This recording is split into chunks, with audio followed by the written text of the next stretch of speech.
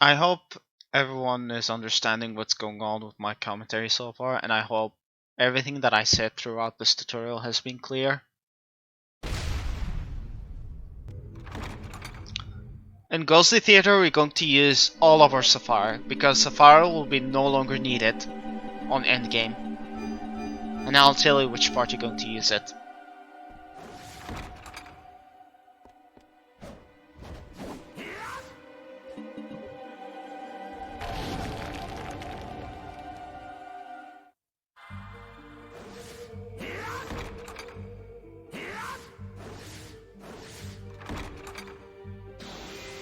This laser won't go away until you make the character face the direction, so note where my character is facing after I throw my high speed edge. Very carefully. Like this is the edge where you need to turn the character to face. If you turn into that, release your stick, do not do anything else but to press high speed edge. You need to do this twice. So that's one, and that's two. Once you finish doing that, you can go back to high speed edge normally without worrying about the laser. The skeleton warriors here can be killed in one ruby, since they have to rematerialize before their last HP can be depleted. Pop one ruby immediately to get them start rematerializing, then pop Sapphire in between the first and second to kill them both off. Third one, you just high speed edge through.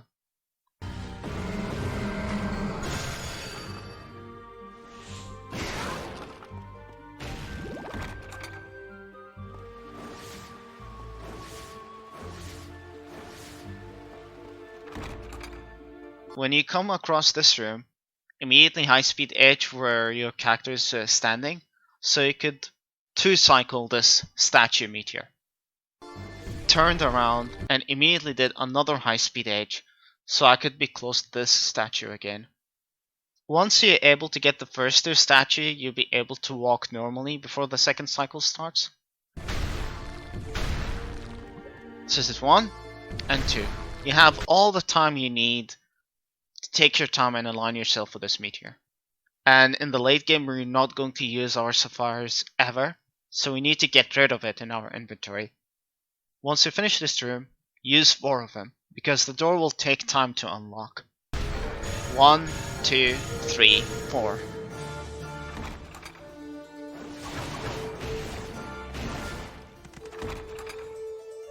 Note how I move around here. I waited for the spike so I could breeze through it, without a need to wait for the environment to block me.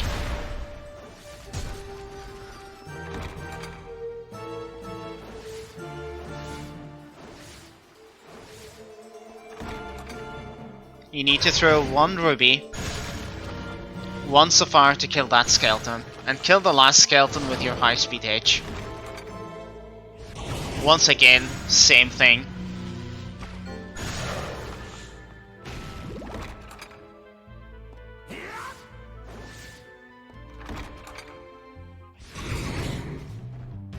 Get 2 Astral Light on your screen, kill them with your last sapphires, then clear the room with 2 rubies.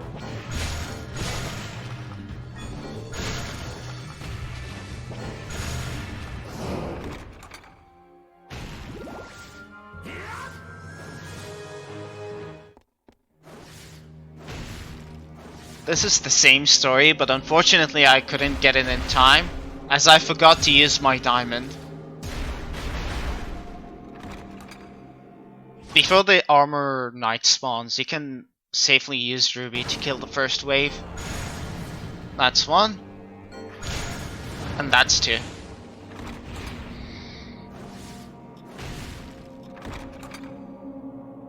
You need to time your jumps carefully here. You need to stand at the edge of the platform so you can skip the whole platforming. So that's the first edge you need to jump. And that's the second edge. After you're done jumping through the edge, you can jump straight to the door. You need this time bill in order to trigger the boss fight. Jump straight, edge, and another edge. The timing can be really tricky, so be wary on that. You need to walk over, activate the Black Bishop, use your last ruby. The moment you use it, immediately high speed edge the Armor Knight. Get a damage boost from a laser here.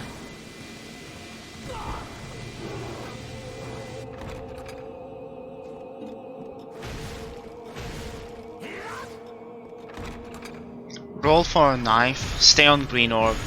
Enabling Black Bishop powers Force Cannon to kill each ogre in 2 hits.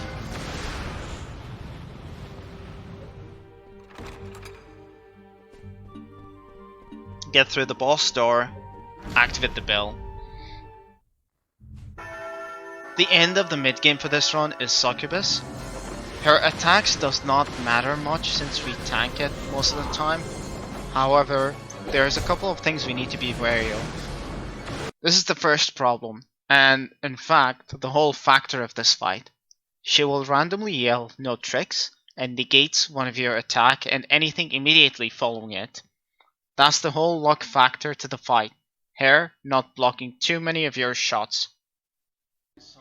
Do not sleep on this pattern because you get a free damage and free stun. You can tell which is the real one by figuring out which one has a shadow. If you successfully do that, you get a free damage. Otherwise, she will stun you and proceed to kiss you, which is whatever, cause if you break out of it, you get free damage still.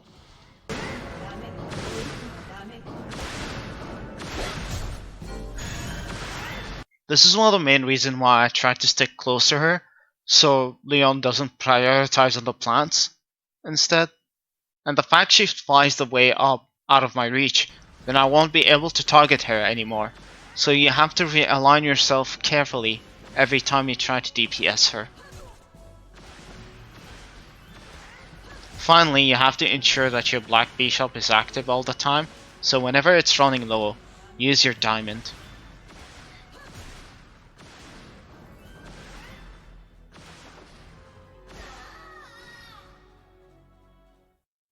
What a waste, even though she is looking good and all. But regardless, the fight didn't go well, but at least you got an idea of what she does and what you need to be prepared in this fight.